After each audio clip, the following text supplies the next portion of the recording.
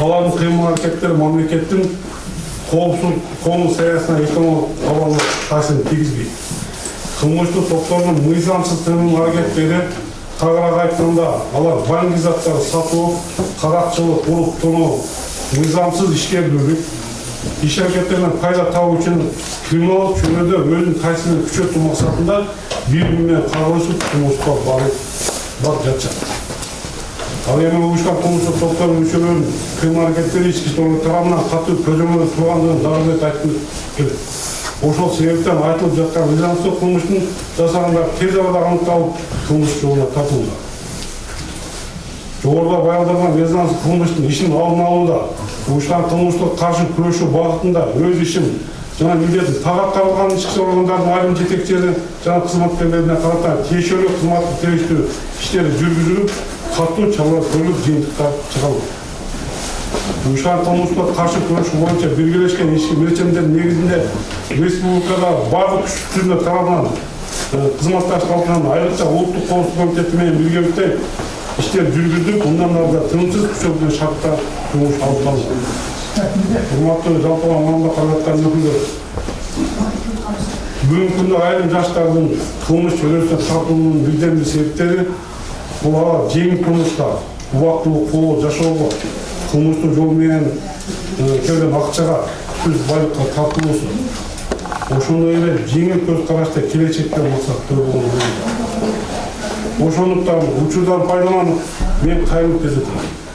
Мындай жеңил ойлуу менен кылмыштуу чөйрөгө тартылгандардын келечеги жок. Жеңил турмуштун кылмыштын аркасынан келген акчанын күтүүсүз байлыктын буйругу жок экендигинен кылмышкерлердин өмүрү кооптуу жана кыска экендигин дагы бир эскертем. Мындан сырткары спорт менен алектенген кээ бир жаш балдардын мындай кылмыш жолго түшүп, кылмыш дүйнөсүнө алып кетип жаткандыгы өкүнүчтүү. Эгерде алар уюшкан кылмыштык топко кирип, кылмыш менен алектенсе, анын кесепети түрмөгө камалып, сот жабына тартылат. Же болбосо кылмыштык топтордун өз ара келишпестигинин курмандыгы болушат. Ички иштер министрлигинде айрым жеке ишкерлер, кээ бир саясатчылар уюшкан кылмыштык топтун мүчөлөрүнүн мамиледе болуп, аларды каржылап, чогуу ишкерликтер менен ишкерлик жүргүзүүдө деген маалыматтар бар. Ошондуктан ушул багытта ички иштер министрлиги тарабынан жаткырган текшерүүлөр жана тергөө амалдары жүргүзүлүп, кардыктар жактан колдоо көрсөткөн жарандар Кыргыз Республикасынын кылмыш жаза кодексинин 263 белгилесинде уюшкан топторду жана кылмыштуу коомдоштор каралган менен кылмыш жоопкерчиликке тартылат деп белгилеп кетилген. Кыргызстан баяндама айтады, мындай болбойбу, азыр эми суроо жоопторго өтөлү, убакыт баарын албай. Так, 24 айда. Вопрос такой, насколько верна информация о том, что погибший и тот же самый раненый, они тоже являются членами ОПГ? Они состоят у нас на оперативном учете, как члены оперативной организованной преступности. И они ранее неоднократно судимы, я уже подчеркнул, в отношении умершего было возбуждено уголовное дело, он подозревался в совершении преступления по сбыту наркотических средств. Мы в ближайшее время должны были взять крупную партию наркотиков. А раненый? Раненый тоже ранее неоднократно судимый, тоже в составе госотряда. Они членами какой преступной группировки являются? Можно так сказать, противоборствующие преступной группировки. В ближайшее время об этом мы подробно вам сообщим. Его лидер будет привлечен к уголовной ответственности. В ближайшее время дополнительно. Нет, вы скажите, к какой группировке они относятся? То есть, по некоторым данным, они относятся к группировке Кульбаева. Понимаете, даже большая группа, внутри из них имеется разногласия. Они тоже делятся, большая группа делится тоже на мелкие группы. Вы сказали, между собой тоже есть такие... Ведется оперативная работа по ним. Вы сказали, что люди тоже будут задержаны. Это что означает? В ближайшее время... А можно уточняющий по этому же вопросу? Вот вы говорили, что в отношении второго убитого, да, который велись какие-то оперативно-розыскные мероприятия, да, должен был продать наркотики, да, и получить, то есть он должен был получить, и вы его должны были задержать.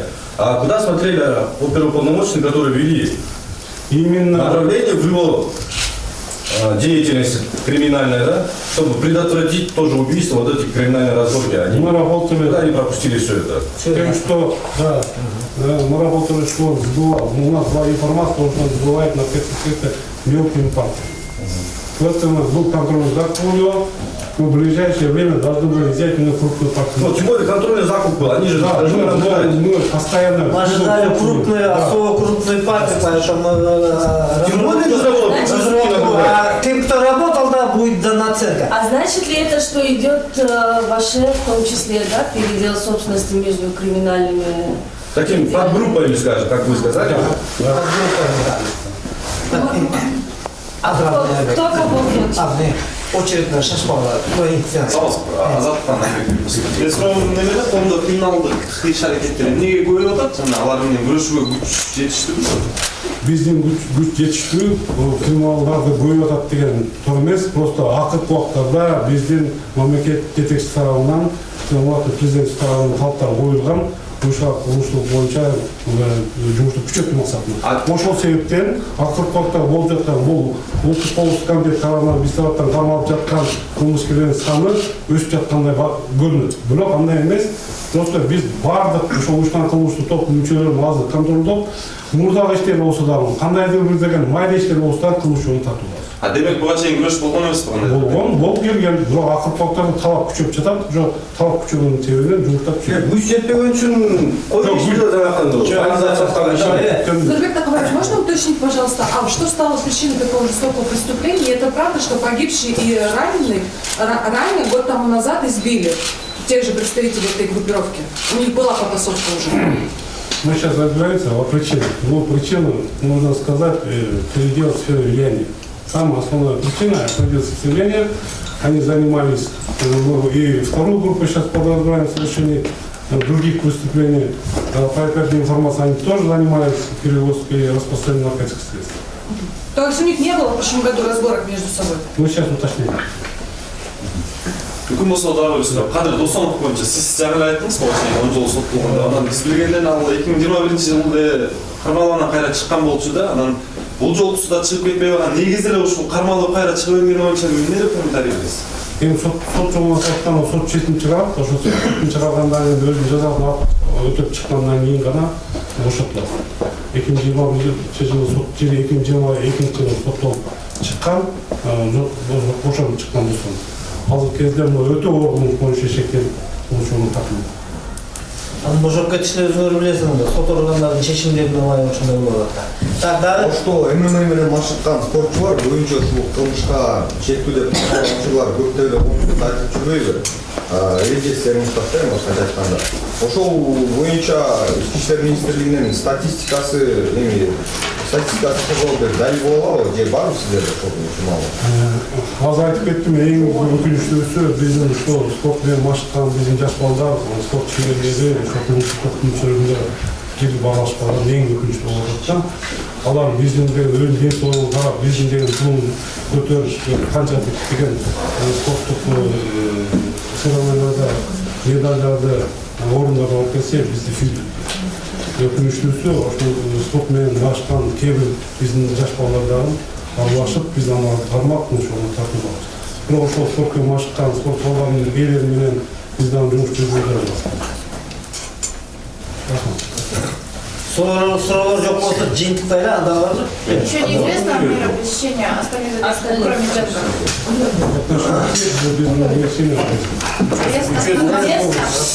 Сегодня избираются между причинами, это же твои граждане, да? Үчөөсү бүгүн каралат, бирөөсү эртең каралат. Каттоосу суроо, ушул кылмыштык топтун мүчөсү катары канча адам каттоодо турат бүгүнкү күндө? Мен айтып кеттим, 1999 мүчөсү каттоодо турат. Ыкчам каттоодо турат, ыкчам. 1100 канча рет турсуз? 1919 мүчөсү каттоодо турат, 157 кылмыш жолуна. 1999. Сколько вообще группировок у нас есть и какие? Можете их перечислить? Официально. Официально такого нет официально. Это для служебных пользований. Нет, это не для служебных. Все общественность уже знает. Буга чейин айтып атты, Көлбаев Мен айтып кетемін, да, бізде деген өзінің чөптің группаның мүшелері тұрады. Екі группаның мүшелері деген алардан қылмыс жолында қылмыс қыза жолын тартылады, бірақ алардың егіндегі ешқандай қылмыс әрекеттерге бармайды. Аларды деген профилактикалық негізінде қылмысқа барысына бұлықтайды. Кто это? Перечислите. Бокш, әкеттер, алғыш азық безде деген өзінің деген солын қарап алардың мүшелері бізде тұрады. Егер дала қылмысқа болса, алардың тартылады. Кульбаев. Ал Көлбаев, Батқаевтың мүшелері тұршы, Батқаев өзіңдер білесіз. Досол бұл Көлбаев. А вот можно вопрос господину Исмаилу полковнику?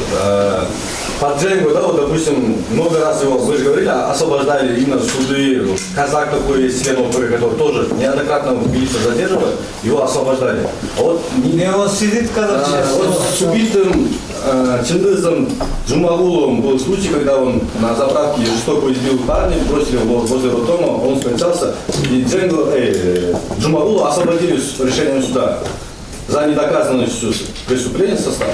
Также не будет же с Досоновым, как, можете как впоследствии рассказать, если какие-то неопровержимые доказательства, что он организатор вот этого нынешнего Просто нападения. если суды оправдывают таких людей, значит следствие плохо работает. Да, вот исходя из этого, да, вот судьи, потому что всегда говорят, вот следствие плохо отработало, доказательств нет, отпустили. У нас выбора нет. А вот последствия как-то Следственные органы будут работать над этим. Мы думаем, его задержали, обоснованно суд признал законным его задержание. Я думаю, на 2 месяца сейчас срока.